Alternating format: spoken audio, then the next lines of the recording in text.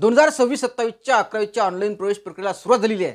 त्या प्रवेश प्रक्रियेतील चौथा राऊंड मोठा असणार आहे, ओपन टू ऑल असणार आहे. या राऊंडमध्ये जे पोरं फॉर्म भरतील त्या प्रत्येक पोराला 11वीला ॲडमिशन मिळेल. नुसतं ॲडमिशन मिळणार नाही, तर त्यांच्या पसंतीच्या कॉलेजला ॲडमिशन मिळेल. हे मी तुम्हाला मागे सांगितलं होतं पूर्व. आणि झालंही तसंच. या 11वीच्या चौथ्या राऊंडमध्ये ज्या पोरांनी फॉर्म भरलेत त्या त्या चौथ्या राऊंडमध्ये त्यांच्या पसंतीच्या कॉलेजला नंबर लागलेले आहेत. त्यांचं तर तिथं ॲडमिशन होणार आहे.